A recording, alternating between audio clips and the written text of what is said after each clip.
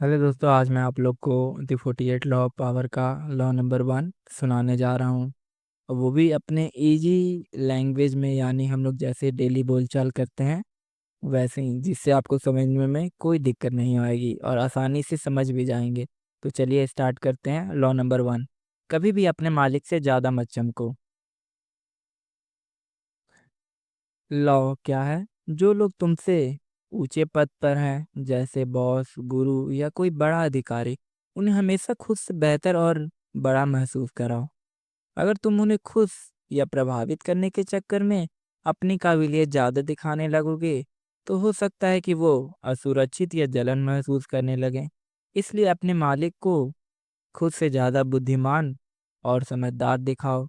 यही तुम्हें आगे बढ़ने में मदद करेगा। अब कानून, इस लॉ का उल्लंघन कैसे हो जाता है, तो इस कहानी से मैं आपको बताने चाहूँगा कि क्या निकोलस फूके ने क्या गलती की इस लॉ के हिसाब से। तो निकोलस फूके फ्रांस के एक राजा लुई 14 के वित्त मंत्री थे। वो बहुत अमीर थे, शानदार पार्टी करते थे, सुंदर महिलाओं के बीच रहते थे और कविताओं के शौकीन थे। जब देश के प्रधानमंत्री माजारिन की मौत हुई, तो फूके ने सोचा अब उन्हें ही अगला प्रधानमंत्री बनाया जाएगा, लेकिन राजा ने वो पद खत्म कर दिया।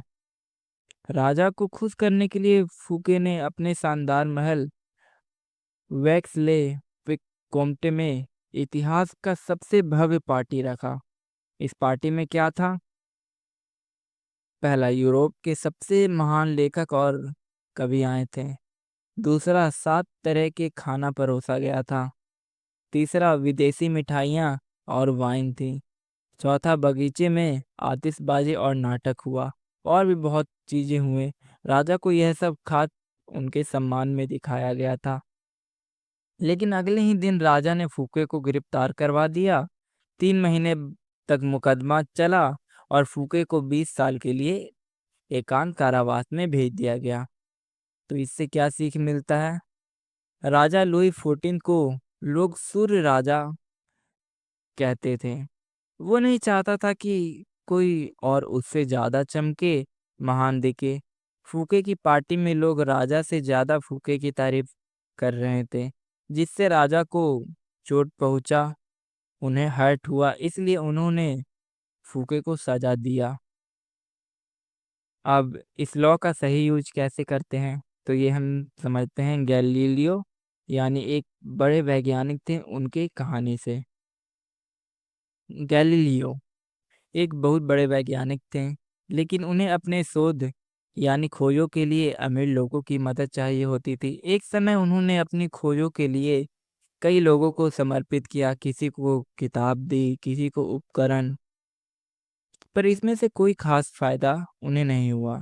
बाद में जब उन्होंने जुपिटर के मून्स की खोज की, तब उन्होंने खोज सिर्फ मेडिसी परिवार को समर्पित किया। क्यों? क्योंकि मेडिसी परिवार का चिन्ह जुपिटर ही था। उन्होंने इस खोज को मेडिसी की दैवीय शक्ति से जोड़ दिया। इससे उन्हें मेडिसी परिवार का पूरा समर्थन मिला और उनके तरफ से उन्हें सुरक्षा और सम्मान भी मिला। तो इससे क्या सीख मिलता है?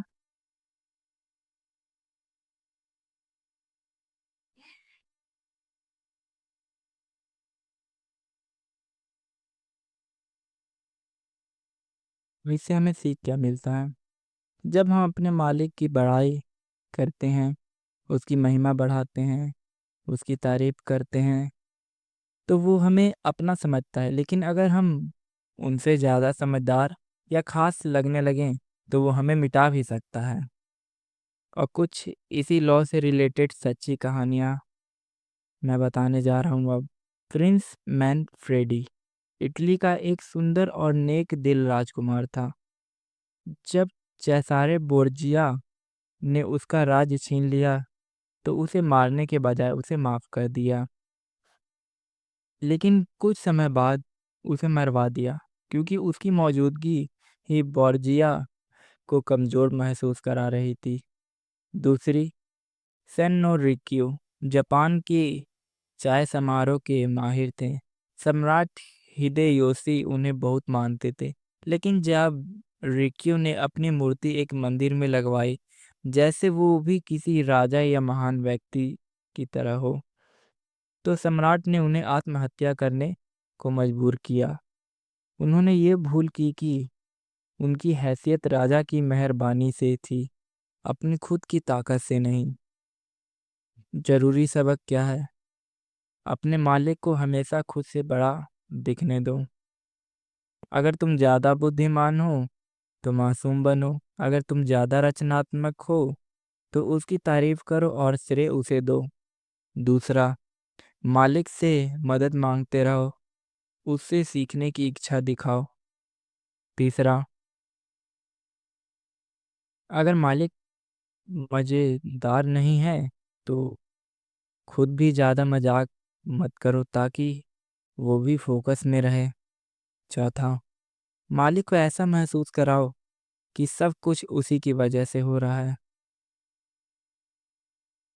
प्रतीकात्मक चित्र क्या हुआ इसका? जैसे आसमान में बहुत सारे सितारे होते हैं, पर सूरज सिर्फ एक होता है। अगर सूरज से अगर कोई ज्यादा चमकने की कोशिश करे तो सूरज उसे जला देगा। इसलिए खुद को थोड़ा पीछे रखो और सूरज को ही चमकने दो और उसी को चमक बढ़ाने दो। यही सबसे बड़ी चालाकी होगी। तो इससे बदलाव क्या हुआ?